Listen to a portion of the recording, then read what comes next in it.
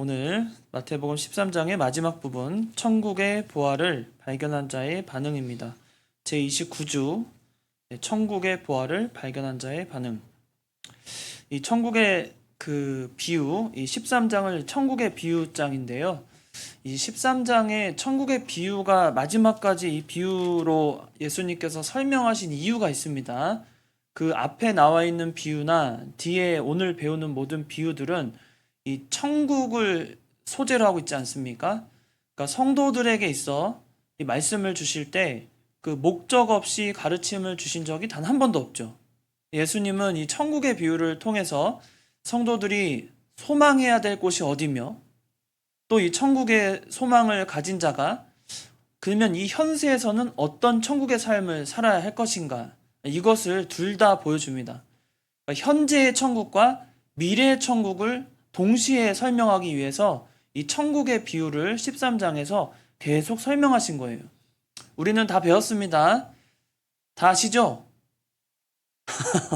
네, 가라지 비우며 또 여러 가지 우리가 참 앞에서 참 설명을 많이 드리고 또 그 안에서 우리가 많은 깨달음을 얻었는데요. 오늘 본문의 이 천국의 비유 세 가지 비유, 밭의 보화, 진주, 그리고 그물 비유, 이 세 가지가 우리에게 어떤 또 가르침을 주시고 우리는 어떤 천국의 삶을 살며 또 앞으로의 어떤 천국을 소망할 것인가, 그것을 오늘 본문에서 보여줍니다. 이 천국을 발견한 자의 기쁨인데요. 첫 번째로 바로 밭에 감추었던 보화를 발견한 자, 또 진주를 구하는 장사입니다. 이 둘의 공통점은 자신이 알던 그 가치를 그 자신이 귀하게 여기는 그 가치에 대해서 가치의 기준이 있어서 그 기준에 맞춰 좋은 것을 발견하고는 자기 것을 희생했다는 겁니다. 이것이 핵심입니다. 먼저 44절에 보시면 천국은 마치 밭에 감추인 보화와 같으니 사람이 이를 발견한 후 숨겨두고 기뻐하며 돌아가서 자기의 소유를 다 팔아 그 밭을 사느니라. 네, 밭에 감추인 보화입니다. 밭에 감추인 보화라면 뭐가 있을까요? 그러니까 뭐 금덩어리인지 아니면 어떤 대단한 유물이 나온 건지 그건 알 수 없습니다. 아니면 우리가 생각하던 그런 보화가 아니라 또 이 사람의 눈에만 보이는 그 어떤 거일 수도 있죠. 근데 여기서 말하는 것은 이 사람의 행동을 보고 우리는 그 보화가 어떤 가치를 가지고 있는지를 보게 됩니다. 먼저 이 보화를 발견한 이가 숨겨두고 기뻐하며 돌아가서 자기 소유를 다 팔아 그 밭을 샀다고 그랬어요. 먼저는 이 발견한 겁니다. 보화를 발견했어요. 그런데 이 발견한 보화를 여러분 생각해 보세요. 보화를 발견하자마자 어떻게 할 것 같아요? 일반 사람 같으면. 보화를 발견하면 그거 당장에 캐서 어딘가 가지고 가야죠. 자기가 보관할 안전한 장소로 가져가야죠. 그런데 그렇게 하지 않고 그의 행동을 보면 발견한 후에 숨겨둡니다. 이 숨겨뒀다는 이 의미가 우리에게는 조금 와닿지 않아요. 보화를 발견한 입장에서는. 왜냐면 누가 이걸 가져가면 안 되니까 만약에 보화라고 하면 이걸 얼른 내 걸로 삼아야 되거든요. 그런데 숨겨뒀단 말이에요. 그래서 여기서 우리가 이 본문을 이해할 때 좀 이런 부분을 살펴야 할 것입니다. 보화를 발견한 것은 하나님의 은혜인데 또 이 사람이 그 보화의 가치를 알아본 것도 하나님의 역사입니다. 그러니까 천국을 발견하는 자, 그거 하나님의 은혜죠. 하나님이 천국이 참 귀한 곳이라는 걸 알게 하시는 거 우리에게 은혜입니다. 또한 그 가치를 알아서 그 가치를 발견한 후에는 너무나 기뻐하고 또 그것을 숨겨두었다는 표현이 마치 나만 알아야지, 나만 천국 가야지, 나만 천국이 귀한 줄 알고 나만 믿어야지 라는 의미로 해석해서는 안 되겠죠. 여기서 숨겨졌다는 의미는 나만 유익을 보겠다는 구원의 가치, 천국의 가치를 나만 유익을 보겠다는 가치로 판단한 것이 아니라 숨겨두었다는 것은 새겼다는 뜻입니다. 내 마음속에 그것을 새기고 보화의 가치를 알아서 그것을 누구에게도 뺏기지 않을 만큼의 사랑이 담겨져 있는, 그리고 내 마음속에 새겨서 오롯이 간직하겠다는 간절한 마음이에요. 여기서는 자기 유익을 위해서가 아닙니다. 나만 알면 된다. 하나님을 믿는데 다른 사람 다 안 알아줘도 나만 믿으면 된다. 물론 그것도 중요합니다. 이 교회라는 것이 공동체이지만 먼저는 믿는 각자가 하나님을 제대로 알고 진짜 자기 하나님을 믿어야 돼요. 여러분 각자가 하나님을 믿을 수 있어야 됩니다. 그냥 누가 믿는 하나님이 아니라 내가 사랑하고 내가 믿는 하나님. 우리 아이들의 교육의 방향도 아마 그렇게 돼야 될 것입니다. 이번 여름 성경학교도 그렇고 준비하는 과정 속에서 하나님이 계속 감동을 강하게 주시는 거 하나는 뭐냐면 나의 하나님을 고백하게 하자. 아이들에게 다른 거 말고 우리 교회의 하나님이 아니라 영화교회 하나님이 아니라 나의 하나님으로 아이들이 고백할 수 있는 좀 그런 시간들을 좀 마련하면 좋겠다. 그런 생각이 들더라고요. 나의 목자, 나의 하나님. 우리도 마찬가지입니다. 믿음이 있다고 말할 때는 우리가 어떤 교회에 다니기 때문에 믿음이 있는 게 아니고요. 믿는 사람들이 모인 곳이 교회잖아요. 거꾸로 생각해야 되잖아요. 믿는 사람들이 모인 곳이 교회입니다. 근데 그 믿음이라는 것은 공동체의 믿음보다도 우리가 나의 하나님을 찾는 거예요. 여기 밭에 보화를 발견한 사람을 생각해 보면 그 밭은 항상 있었던 곳이잖아요. 그러니까 어떤 사람이든 그 밭을 지나가고 봤던 곳입니다. 근데 어떤 사람은 그 밭을 보면서 그게 보화라고 여기지 못했어요. 그렇죠? 그런데 이 사람은 그 밭에서 보화를 발견하고는 자기 소유를 다 팔 정도로 가치가 있다고 여긴 겁니다. 이게 차이인 거예요. 모든 사람들에게 있어 천국이 가치 있으려면 그 사람이 기본적으로 하나님을 믿고 믿음이 있어야 된다는 겁니다. 우리가 하나님을 믿을 때 기본적으로 믿음이 있어야 돼요. 하나님이 따르려면 그 하나님을 믿는 믿음이 있어야 돼요. 믿음 없이 하나님 따를 수 없습니다. 우리는 믿음 없이 하나님을 따를 수 없기 때문에 세상에서 그런 자유함을 느끼는 거예요. 따르지 않아도 되는 줄 알고. 그래서 세상에 빠지고 조금 믿음 생활 한다고 몇 번 예배 나왔다가 몇 번 빠져도 그 마음속에 정죄함이 없이 이 정도도 괜찮구나라는 자유함을 얻는다고요. 그게 문제입니다.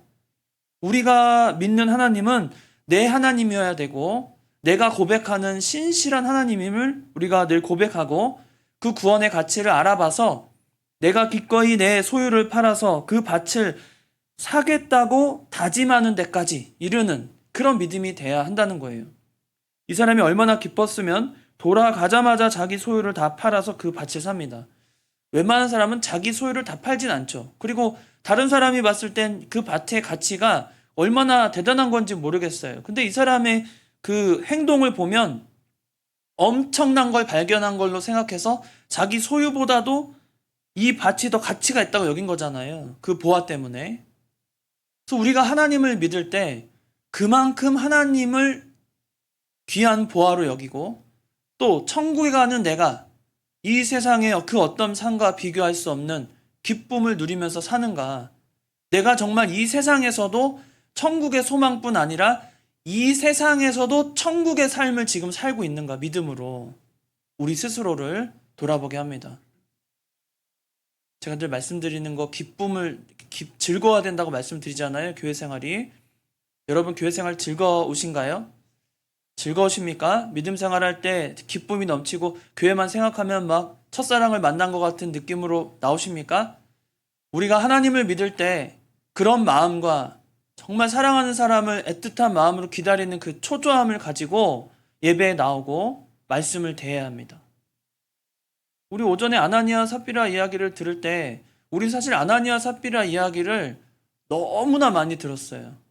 그러면서 우리 판단 속엔 어떤 마음이 새겨졌습니까? 그 이야기를 들을 때 저렇게 살지 말아야지. 아유 저 아나니아 삽비라 저거 믿음 없어가지고 우린 그랬어요. 그 본문을 대하면서 참 저 사람 믿음 없다고. 성경에 나오는 그 잘못한 불신앙적인 태도들을 보면서 우리 얼마나 비아냥거렸습니까? 속으로. 저거 믿음 없다고. 어떻게 저렇게 하나님을 모르고 하나님께 배반하고 이스라엘 백성들 저거 어리석어가지고 우상 숭배하면서 또 두드려 맞아야 저거 정신 차리지 하면서 우리 마음속에는 그 사람을 마치 신앙적으로 내가 좀 위에 서 있고 이 신앙의 성경의 인물들을 보면서 비신앙적인 모습을 볼 때 아유 저 좀 믿음 없는 것 하면서 깎아내리고 그랬던 우리 모습이 있어요. 아나니아 삽비라도 그 중에 한 명이죠. 어떻게 저렇게 믿음 없냐고. 그러나 그 본문 통해서 우리가 배웠듯이 또 오늘 이야기에서도 배웠듯이 그들을 깎아내릴 목적으로 성경이 기록된 게 아니라 이 말씀이 나에게 비추어져서 내가 얼마나 하나님을 그 보화를 그 가치를 알고 정말 사랑하고 기쁨으로 사는가. 내 모든 것을 헌신하고 바쳐도 하나님이 주시는 기쁨과 비교할 수 없는 그런 마음으로 우리가 믿음 생활을 하는가. 우리는 얼마나 하나님 앞에 진지한가.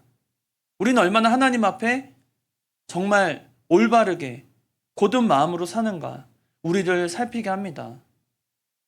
우리 대부분의 사람들은 하나님을 믿을 때 하나님을 도움의 대상으로 내가 원하는 것을 들어주는 분으로 믿을 때가 참 많습니다. 그러나 하나님은 그런 분이 아니에요. 그렇게 믿어서도 안 되고 우리는 하나님이 나를 구원하시고 이렇게 쓸데없는 자를 뭐라고 구원하시고 하나님의 백성 삼아 주셨는지 그 감격에 겨워서 너무나 놀라운 은혜를 받아서 받을 수 없는 사랑을 받아서 그래서 감사가 넘쳐 보아인 줄 알고 기쁨으로 하나님을 섬겨야 한다는 겁니다. 두 번째 진주를 구하는 자의 장사의 모습입니다. 이 진주를 구하는 장사는 46절에 보니까 극히 값진 진주 하나를 발견하매 가서 자기의 소유를 다 팔아 그 진주를 사느니라. 여기서도 자기 소유를 다 팔았습니다. 그런데 무엇을 사기 위해서 팔았어요? 극히 값진 진주입니다. 여러분 진주를 잘 보실 줄 아나요? 어제 중국에 여행 한번 갔다가 부모님 뭐 선물로 사다 드린다고 흑진주를 한번 산 적이 있는데 예전에 사가지고 왔는데 그때 돈으로 그래도 한 5만 원이었나? 근데 진주 목걸이가 5만 원이면 굉장히 좀 저렴한 것 같잖아요. 그래서 그런가 보다 하고 진짜인 줄 알고 샀다가 돌아와가지고 감정하니까 가짜라고 그런 적 있어요. 근데 우리 눈에는요 진주를 감별할 수 있는 실력이 없습니다. 일반 사람들은 모두가 그렇잖아요. 실제로 다이아도 요즘에 세공 기술이 얼마나 뛰어난지 가짜 다이아도 굉장히 많아서 그걸 분별하는 것도 꽤 애를 먹는다고 해요. 일반 사람들은 감정하기 힘듭니다. 감별하기 힘들어요. 근데 여기 보면 이 장사꾼은 극히 값진 진주 하나를 발견합니다. 또 평소에 좋은 진주를 구하려고 애쓰는 모습이 보여요. 45절 끝에 보면 또 천국은 마치 좋은 진주를 구하는 장사와 같다. 그러니까 이 사람은 좋은 진주를 하나 만나면 당장에 자기 소유를 팔 마음으로 진주를 구하고 있는 거예요. 이것은 하나님을 향한 마음이 성도가 얼마나 진심인지를 보여주는 겁니다.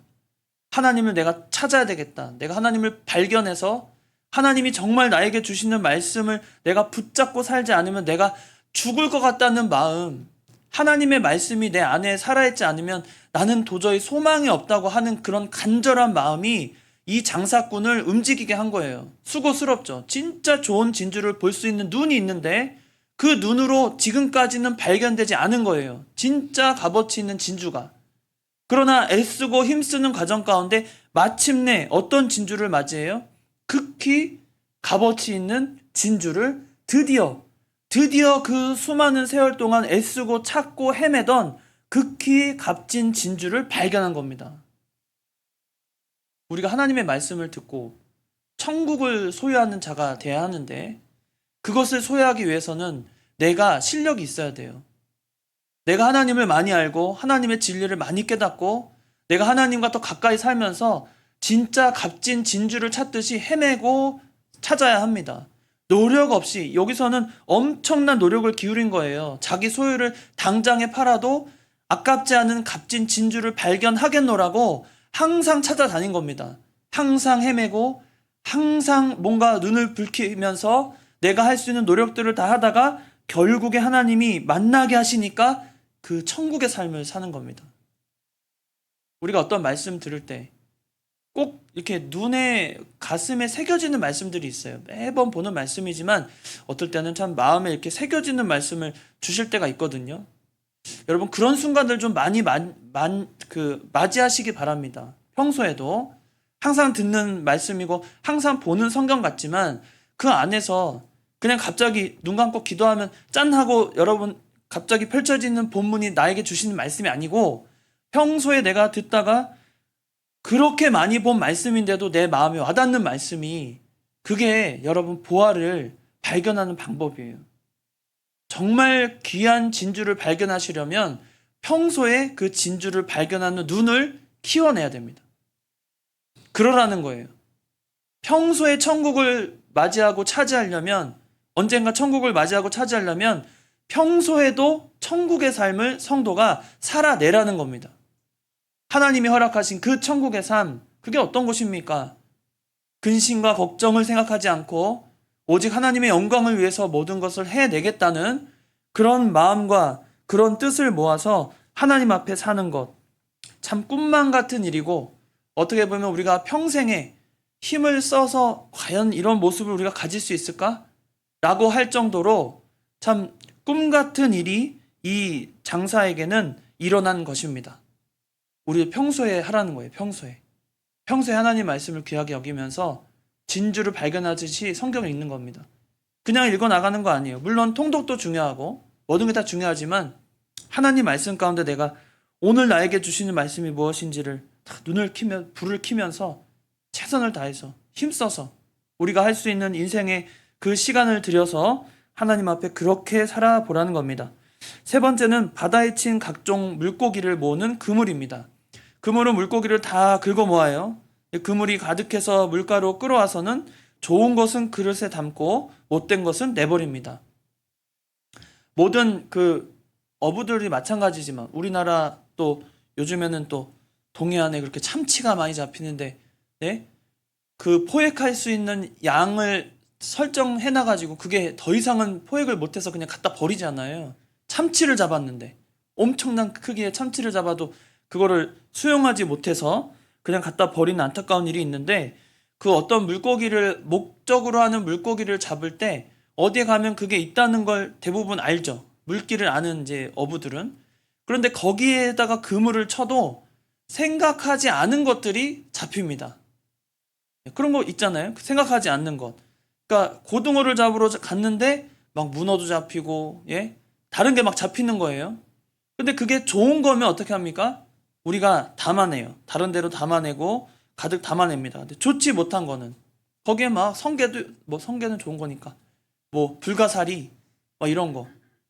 그 제가 전에 캐나다 살 때는 거기는 그 슈퍼마켓 있잖아요. 슈퍼마켓에 1인당 15달러인가 20달러를 내면 그 크랩 있죠. 크랩. 여러분이 아는 그 게, 큰 게, 꼭 큰 게. 우리나라의 그런 영덕 대게 같은 그 크랩이 되게 두꺼운 거 있어요. 팔도 더 두껍고 먹을 게 많죠. 근데 그 크랩을 잡을 수 있는 그 하루 원데이 패스권을 살 수 있어요. 그러면 15달러 1인당? 그러면 이제 강가가 있거든요. 그럼 강가 가서 닭고기 참기름 발라가지고 닭고기 넣어놓고 이제 그물이 엄청 철로 된 그물을 던져놔요. 강가에. 그러면 한참 있다가 뭐 할 것도 없어요. 뚜런뚜런 얘기하다가 그물을 건져내면 거기에 그 크랩이 잡히는 거예요. 닭고기 먹으러 들어오는 거죠. 잡으면은 크기를 거기에 이렇게 부두에 이렇게 홈이 이렇게 있어요. 그래서 그 홈 크기를 딱 재가지고 몸 크기가 거기에보다 크면은 먹어도 되고 작으면 다시 내줘야 돼. 그래가지고 하루 종일 하면 한 다섯 여섯 마리 1인당 다섯 여섯 마리 잡는 거예요. 얼마나 재밌어요. 구워 먹고 쪄 먹고 라면 끓여 먹고 좋거든요. 그런 그물에는 여러 가지 좋은 것은 다 담아내요. 그러나 나쁜 것은 근데 그 크랩을 잡을 때 나쁜 게 들어와요. 아까 말한 뭐 불가사리 안 좋은 게 들어오면 그러면 당장에 그거를 막 화가 나가지고 아무것도 안 잡힐 때가 있어요. 아무것도 안 잡히고 불가사리만 잔뜩 잡히는 거예요. 그러면 막 화가 나가지고 사람들이 불가사리 막 털어낸 다음에 발로 막 짓밟고 막 잘라내고 막 하면서 막 던지고 막 그래요. 나쁘다고. 세상에는 여러 가지 종류의 이런 하나님의 또 백성들 외에도 나쁜 것들이, 못된 것들이 세상 가운데는 또 들어오게 된다는 거예요. 그러나 그 세상 끝에는 그런 것들을 다 하나님이 분별하시고 좋은 것만 하나님이 걷어들이십니다. 우리가 하나님 앞에 그물 안에 잡힌 물고기예요. 하나님이 우리를 세상 가운데 내어주셨다가 물고기가 아무 때나 잡으니까 치어는 잡지도 않잖아요. 치어가 그 험한 세상 물결을 다 이기고, 네? 다 하고, 자라나고, 성장해서 정말 그 산전수전 다 겪은 물고기가 사실은 우리에게 잡히는 거예요. 생각해 보세요. 좀 크기가 있고, 좀 그래야 맛있는 생선이잖아요. 좋은 거잖아요. 그래야 곳간에 드리는 거잖아요. 하나님께서 우리 인생 가운데 역경을 겪게 하시고 힘듦을 다 태평양까지 갔다 와라. 대서양까지 갔다 와라. 뭐 그렇게 멀리 가는 물고기가 있는지 모르겠지만 엄청난 세상의 풍파를 다 견디고 내고 자라고 성장해서 물고기, 하나님이 걷어들일 물고기 그물을 건졌을 때 이제는 야 최상급 극상의 상품이 되어가는 그걸 하나님이 기뻐하신다는 거죠. 우리가 세상 가운데 겪는 모든 역경과 고난은 이때를 위한 겁니다. 하나님이 걷어들이실 하나님께서 봤을 때 극상품의 상품이 되어가는 극상품이 되어가는 그런 믿음이 너희가 있느냐는 거예요. 너희가 지금 그런 상태로 하나님을 바라보고 또 그 안에서 소망을 품고 살아가냐는 거예요. 나중에 때가 옵니다. 반드시 그물을 거둘 때가 와요. 그 세상의 끝에 하나님께서 인정하시고 우리를 기뻐 받으실 만한 그런 실력 있는 자들로 자라나라는 겁니다. 그것은 다른 거 아닙니다. 우리에게 주신 믿음을 늘 점검하고 하나님 앞에 또 울부짖고 매달리고 힘쓰고 또 좋은 것을 얻으려고 애쓰는 그런 믿음의 실력들을 우리가 키워나가야 한다는 거예요. 이제 모든 그 비유를 말씀하시고는 예수님께서 이렇게 말씀하십니다. 이 모든 것을 깨달았느냐? 51절에 하니 대답하되 그러하오이다. 이 모든 것을 깨달았느냐? 여러분 다 깨달으셨습니까? 예수님의 이 비유를 말씀을 통해 깨달으셨어요? 예수님은 이 깨달았느냐는 질문을 하시고는 그들의 대답보다도 52절에 이런 말씀으로 다시 응답하십니다. 정확히 대답했어요, 제자들이. 아, 그렇군요. 다 깨달았습니다. 그 비유의 말씀을 이해합니다. 라고 했는데 예수님께서 52절에 뭐라고 말씀하시냐면 그러므로 천국의 제자된 서기관마다 마치 새 것과 옛 것을 그 곳간에 내오는 집주인과 같으니라. 새 것과 옛 것을 그 곳간에서 내오는 집주인. 이 새 것과 옛 것은 무엇입니까? 이 천국의 제자된 서기관. 그러니까 처음에는 서기관이었어요. 율법주의에 빠져 있고 또 예수님을 오해하고 구원의 그런 방법이나 구원의 어떤 도리를 전혀 모르고 깨닫지 못한 자가 변화되어서 이제는 천국의 제자가 되어서 서기관으로서 그 천국에 들어가게 된다는 거예요. 마치 새 것과 옛 것을 그곳에 내주는 집주인 같다는 거예요. 새 것과 옛 것. 새 것과 옛 것은 하나님의 구원입니다. 둘 다 구원에 하나님이 쓰신 바예요. 하나님이 쓰신 바. 하나님이 율법을 통해서도 하나님을 알게 하셨고 우리가 율법을 폐하러 온 게 아닙니다. 예수님은 그 율법을 폐하시러 오신 게 아니라 율법을 완성하시면서 새로운 구원의 길, 누구나 접근하기 쉬운 방법을 통해 오직 예수 그리스도를 믿기만 하면 구원 얻는다는 이 도리를 가르치기 위해서 새 것과 옛 것을 다 이 곳간에 내어주는 집주인같이 이 땅에 오셨다는 거예요. 이제 우리는 예수님을 믿기만 하면 천국 백성이 되고 또 그 천국 백성은 알지 못했던 구원의 그 도리를 깨달아서 이제는 천국에서 그 제자된 서기관으로 사는 겁니다. 서기관들은 기록 잘하잖아요. 또 기록을 잘하고 기억을 잘해요. 이것은 하나님께서 우리를 택하심을 잊지 말고 기억하고 기록하고 너희가 힘쓰라는 의미를 이 서기관이라는 비유로 또 말씀하신 거예요. 우리가 하나님의 말씀 너무나 많이 들었습니다. 그리고 우리는 어떨 때는 하나님 말씀을 들을 때마다 좀 잘난 척도 합니다. 아, 나 저거 들어봤어. 아, 어느 정도 알고 있어. 아, 그 다윗의 이야기 다 알지. 솔로몬의 이야기, 그 유명한 솔로몬 이야기를 내가 몇 년 믿음 생활했는데 모르겠어? 아브라함의 이야기, 아브라함 우리의 믿음의 조상으로서 부활의 신앙까지 내가 아브라함 다 알지. 우리는 간혹 하나님의 말씀을 대하면서도 오만하게도 다 아는 척할 때가 너무 많아요. 그러나 하나님이 마지막까지 기뻐하시고 또 일꾼으로 세우는 사람들은 마치 이 천국의 서기관같이, 제자로서 서기관같이 항상 말씀에 귀 기울이고 기록하길 좋아하고 그 말씀에 사로잡혀 사는 자들을 하나님이 기뻐하신다는 겁니다. 우리 그런 삶을 살아야 돼요. 여러분 인생에서 하나님을 만난 것이 여러분에게 가장 큰 축복이란 말을 늘 들어오셨겠지만 그러면 그 축복이 뭡니까 도대체? 하나님을 오랫동안 믿었던 우리에게 하나님을 알게 된 게 그 큰 축복이라 그러는데 그게 어떤 축복이에요 도대체? 하나님이 주시는 축복. 그건 다른 게 아니라 하나님이 우리에게 남겨주신 말씀이 우리에게 언제나 자극을 주고 우리에게 영적 힘을 기를 수 있는 도구로 쓰임받는다는 거예요. 그게 우리에게 축복이에요. 세상 사람들이 아무리 성경을 내밀어도 읽으려고 하지도 않고 읽어도 이해를 못합니다. 근데 우리는 성경을 통해서 배운 것도 많고 읽으면 이해하고 마음에 새겨지잖아요. 이게 우리에게 인생을 살아가는 최고의 도구가 되고 보화가 된다는 거예요. 우린 그것을 믿고 하나님 앞에 살아야 할 것입니다. 세상 끝은 곧 옵니다.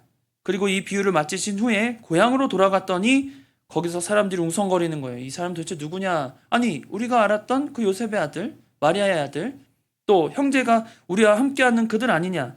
그래서 예수님을 배척합니다. 예수님을 배척하니까 어떻게 해요?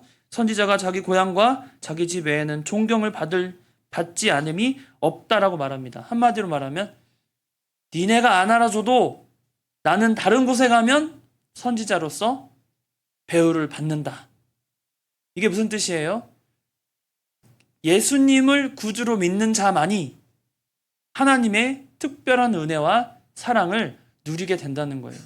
그걸 알 수 있는 이유가 예수님께서 이 말씀을 하시고는 58절이 저는 더 이번 공과에서 강조해야 될 부분이라고 생각하는데 58절을 같이 읽겠습니다.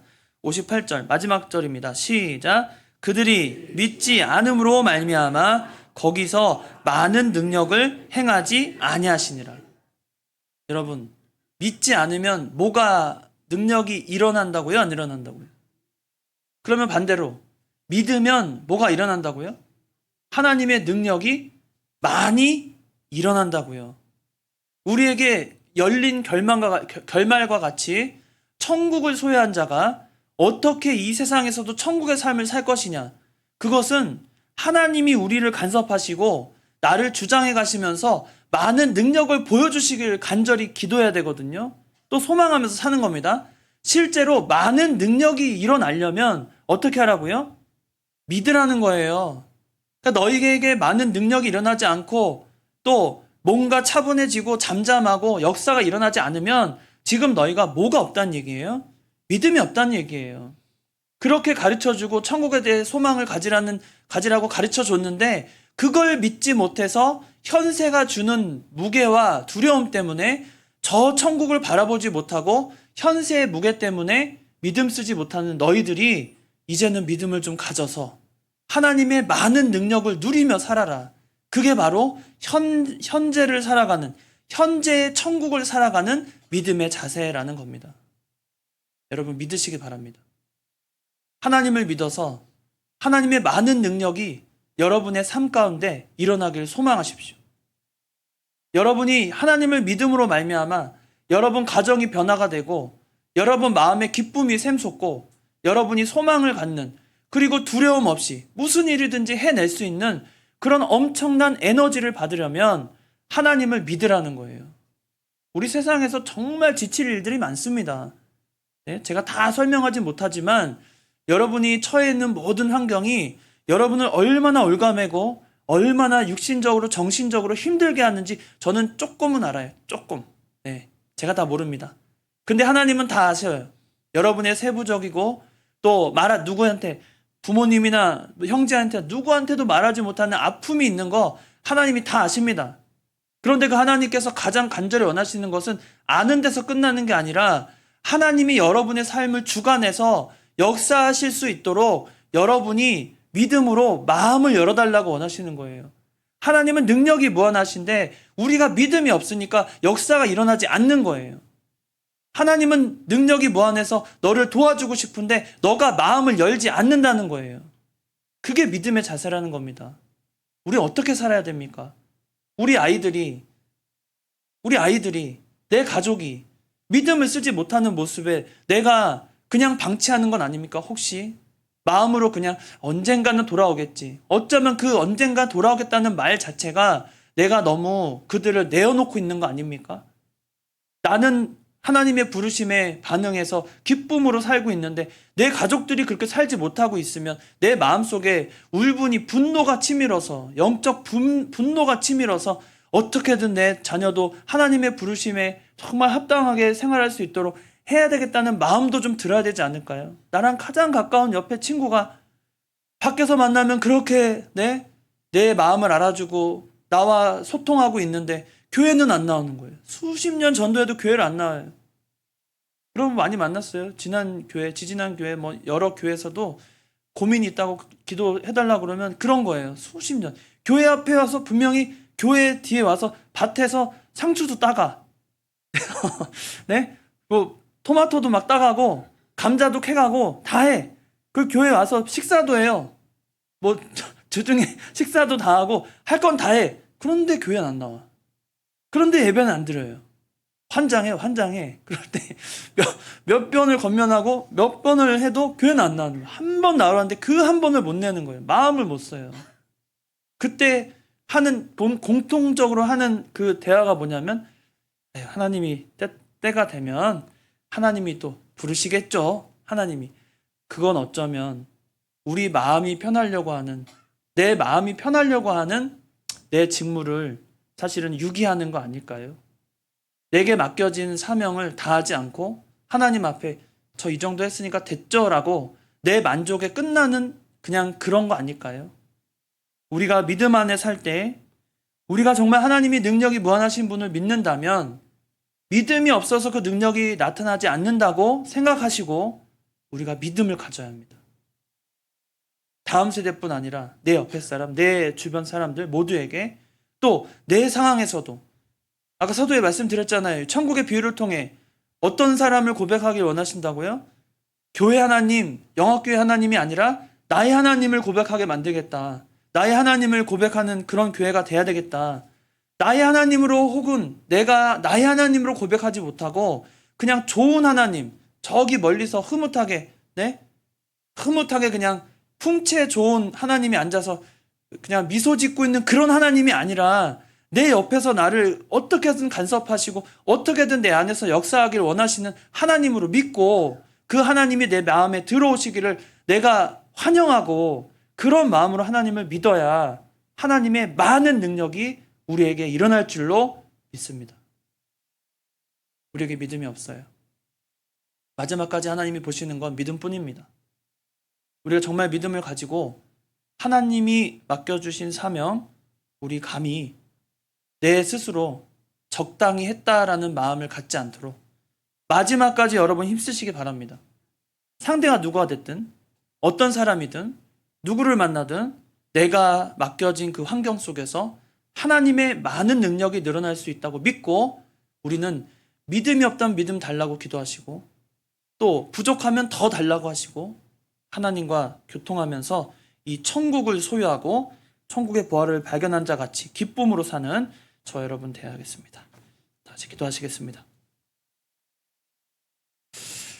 거룩하신 하나님 아버지, 오늘도 이 부족한 우리가 하나님을 신실히 쫓고 또 찾으며 부활을 발견하여 모든 것을 헌신할 때까지 내 모든 것을 하나님 앞에 드리지 못했던 것 하나님 아시오니 용서하여 주시옵소서. 아버지, 우리에게 믿음을 주셔서 이제는 달라지고 말씀 앞에서 배운 대로 우리도 이제는 실천하며 하나님의 무한하신 능력이 내 안에서 일어날 수 있도록 믿음을 갖게 하여 주시옵소서. 아버지께서 오늘도 말씀 가운데 우리를 가르쳐 주시고 진리로 인도해 주심을 감사합니다. 이 말씀 우리가 굳게 지켜서 우리에게 맡겨진 사명 감당하며 끝까지 충성하는 저희들 되게 하여 주시옵소서. 거룩하신 예수님의 이름으로 기도드리옵나이다. 아멘. 찬송가 484장입니다.